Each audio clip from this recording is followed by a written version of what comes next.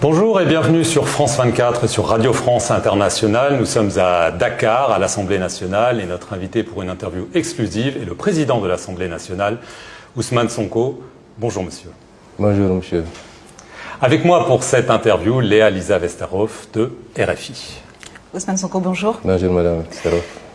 3 semaines après vous avoir limogé, le président Bassirou Diomaye Faye, lors de son dernier discours, a fait allusion aux différends qui vous opposent depuis des mois, assurant « aucune querelle ne mérite que l'on déchire le pays qui nous est commun ». Qu'en pensez-vous? Est-ce que cette querelle entre vous deux est allée trop loin? Est-elle en train de déchirer le Sénégal? D'abord, merci pour cette invitation. Je ne pense pas qu'il y ait querelle. Et le Sénégal est plus grand que les divergences politiques que nous pouvons avoir. Je peux rassurer tout le monde qu'il n'y aura pas de déchirure. Il peut y avoir des divergences politiques, programmatiques, mais pas de déchirure du pays. Donc le débat ne se pose pas en termes de déchirure. Le peuple sénégalais est plus grand que cela. Est-ce que pour vous, finalement, le fait d'avoir été limogé, alors vous avez dit que c'était aussi à votre demande, est-ce que ce n'est pas une bonne chose étant donné les difficultés que traverse le Sénégal en vue de votre ambition, l'élection présidentielle de 2029? Non, je ne l'apprécierai pas sous cet angle. Je pense que d'abord, cette affaire appartient désormais à l'histoire politique du Sénégal. Un homme politique, c'est une trajectoire, et cette séparation sur le plan institutionnel n'est pas l'aspect le plus marquant de ma carrière politique en réalité.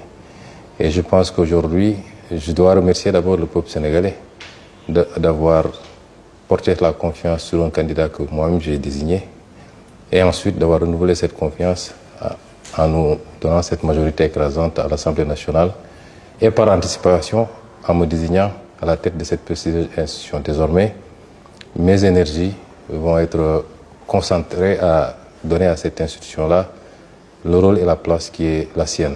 Après, je pense que l'exécutif fera ce qu'il doit faire en vertu de ses pouvoirs constitutionnels.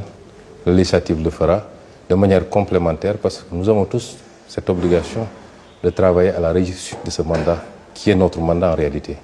Donc je ne vais pas m'en dédouaner. J'ai été Premier ministre pendant 2 ans. Mon bilan parle pour moi-même, et je souhaite pour le reste de ce mandat qu'il y ait tout le succès pour le bonheur du peuple sénégalais. Vous avez dit à plusieurs reprises que Bassirou Diomaye Faye avait trahi le projet du PASTEF. Pour le moment, vous ne l'avez pas exclu. Est-ce que ça pourrait être le cas? Vous savez, les notions de trahison relèvent beaucoup plus de la morale et de l'affectif. Je préfère être sur un terrain beaucoup plus lié une notion beaucoup plus politique. C'est des engagements qui ont été pris vis-à-vis du peuple sénégalais sur 10 ans d'opposition, et dont beaucoup ont été complètement dévoyés dans la trajectoire qui a été choisie. Je préfère mettre le curseur à ce niveau-là. Je considère aujourd'hui que les engagements que nous avons pris vis-à-vis du peuple sénégalais, pour la plupart, en tout cas certains de ces engagements, ne sont pas respectés. Il n'y a pas de volonté de les respecter. Après, je ne suis pas sur le terrain de l'émotion, la trahison, je laisse ça à la morale.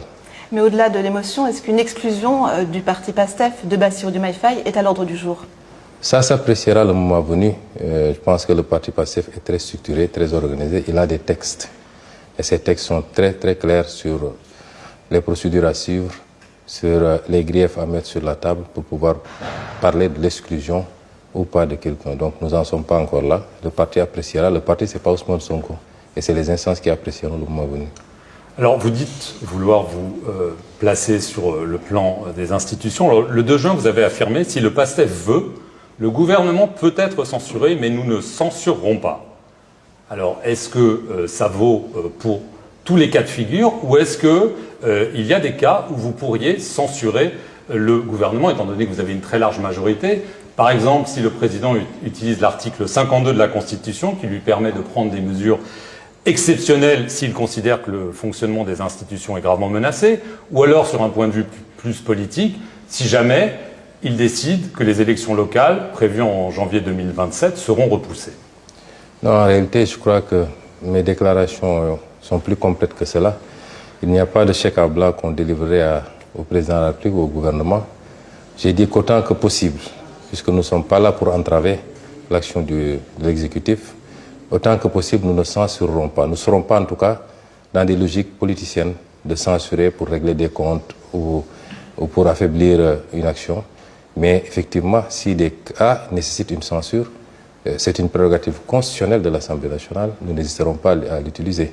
Mais nous n'en sommes pas encore là. Un gouvernement vient d'être installé, nous l'observons, nous laissons prendre ses marques.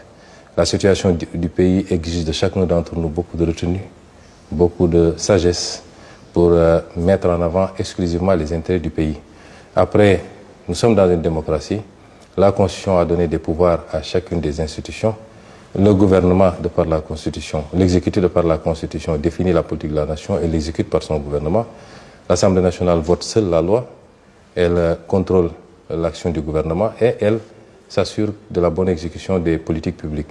C'est des attributions qui sont très claires, chacun peut dérouler sa part. Nous n'avons pas forcément besoin d'ailleurs d'être de grands amis pour que ça marche. Il faut que chacun respecte les règles et le reste ça ira. Gouverner par ordonnance, article 52, est une prérogative du président de la République qui est très bien encadrée, donc ça ne pose pas de problème fondamentalement. Et le report des élections? Nous n'en sommes pas encore là, les élections ne peuvent pas être reportées. Il n'y a aucune raison valable pour qu'elles soient reportées. Elles se tiendront à date, je l'espère. Quelles que soient les manœuvres qui seront entreprises, les élections devront se tenir à date. C'est la loi qui encadre l'organisation des élections, qui impose au président de la République de prendre les actes qu'il faut. Je pense que nous avons jusqu'à mi-juillet comme dernier délai pour qu'il prenne le décret pour fixer la date des élections et plus tard convoquer le corps électoral. Nous pensons qu'il respectera ses responsabilités légales. Parmi les priorités du nouveau gouvernement, la gestion de cette dette colossale héritée de l'administration précédente, avec un risque majeur de défaut de paiement. Vous vous êtes toujours opposé à la restructuration de cette dette. Une équipe du FMI est attendue à Dakar cette semaine. Si l'exécutif décide de restructurer la dette, que ferez-vous? Vous savez, nous ne sommes pas dans des positions dans l'absolu figées. Nous examinons avec lucidité la situation. Le plus important, c'est que ce qui sera mis sur la table corresponde aux exigences du moment.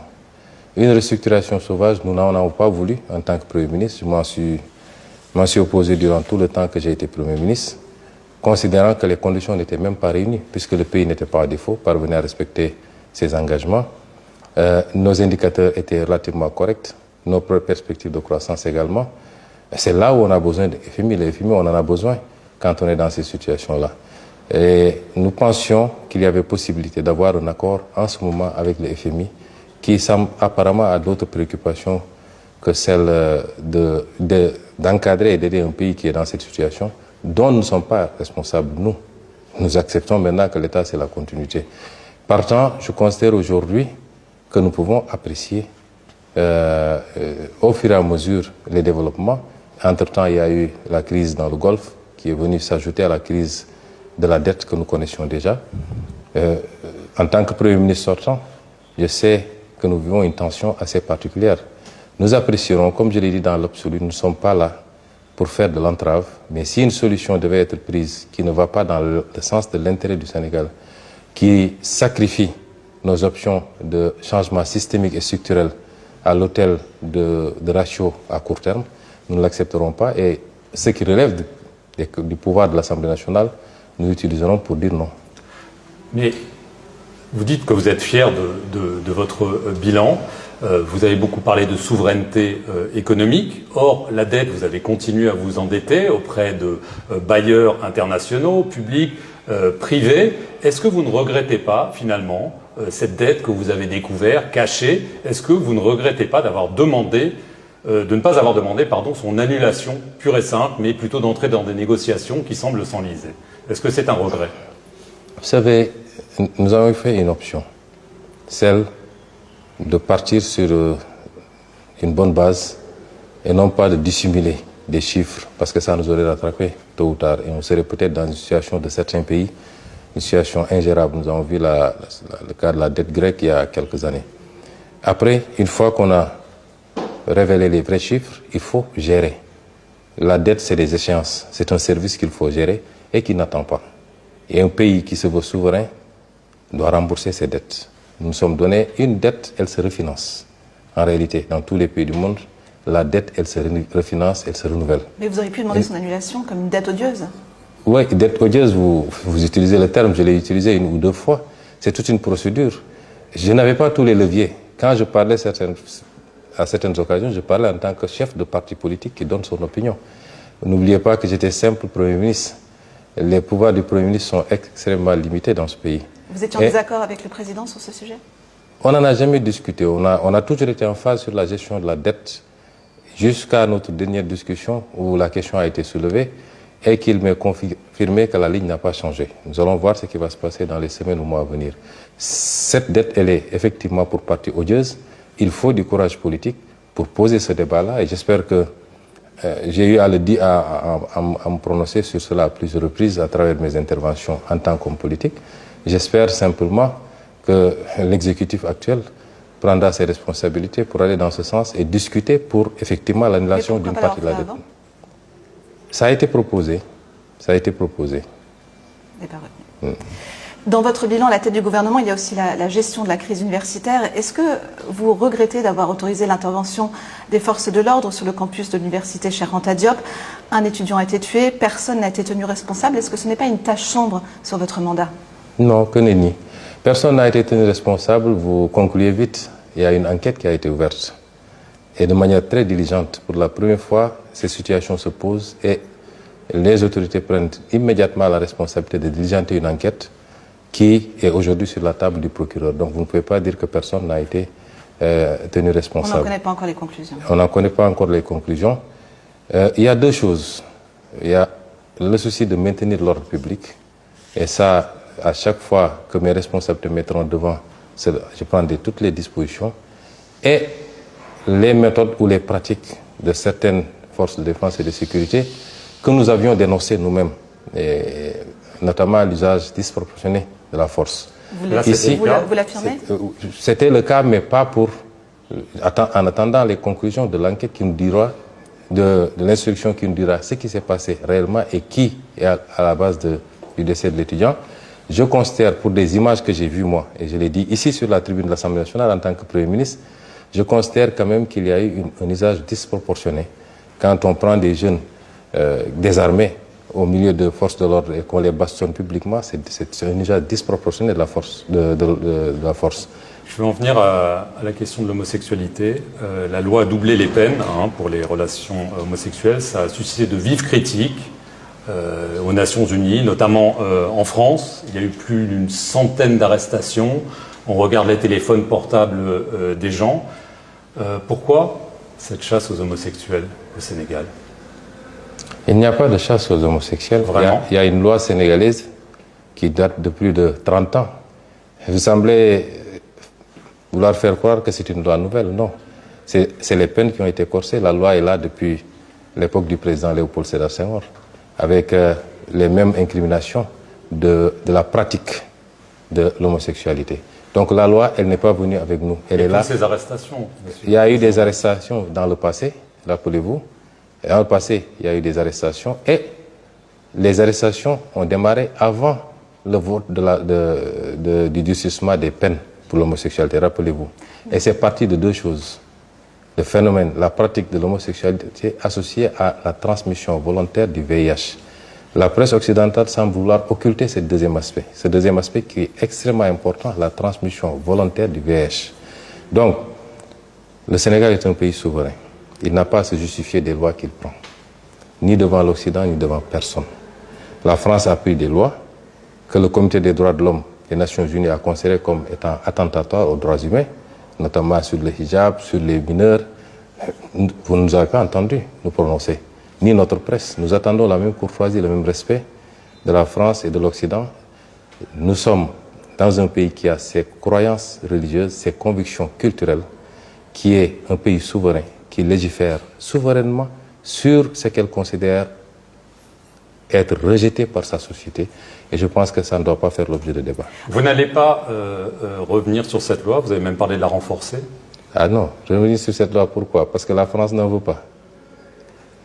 Cette loi, si il y a nécessité de la renforcer, on la renforcera. Mais on n'y reviendra absolument pas. Est-ce que vous serez, quoi qu'il arrive, candidat à la présidentielle de 2029? Il est très prématuré de parler des candidatures. Je vois des beaucoup d'initiatives qui parlent de candidature d'Ousmane Sonko en 2029. Et je souhaiterais attendre le moment, parce que j'ai un parti politique qui investira le candidat qu'il souhaitera investir. Nous n'en sommes pas encore là. On connaît le résultat quand même. Attendons de voir. Est-ce que vous pensez que le président va vouloir se représenter? Vous avez beaucoup échangé avec lui, même si ça a été sans doute un petit peu compliqué. Est-ce que vous pensez qu'il va y aller et est-ce que vous irez dans ce cas-là contre lui? Non, je ne m'occupe pas de la candidature du président. Je pense qu'il a son chemin à faire, j'ai le mien à faire. Je ne vais pas être là épilogué sur une probable candidature du président sortant, du président en exercice. Monsieur le Président, dernière question d'actualité. En 2002, le Sénégal battait la France en match d'ouverture de la Coupe du Monde. La France était tenante du titre à l'époque. Les deux nations vont se rencontrer à nouveau pour leur premier match de Coupe du Monde. Je vais évidemment vous demander votre pronostic pour ce match. Je pense que le Sénégal va gagner. Je le souhaite en tout cas comme tous les Sénégalais. Et dans tous les cas, ce n'est qu'un match de football. Mais pour avoir une lecture politique de ce match, quel que soit le vainqueur, c'est l'Afrique qui aura battu l'Afrique. Et ça me ramène à une des questions dans les relations entre la France et le... C'est pas une question, mais c'est une réflexion dans les relations entre la France et l'Afrique.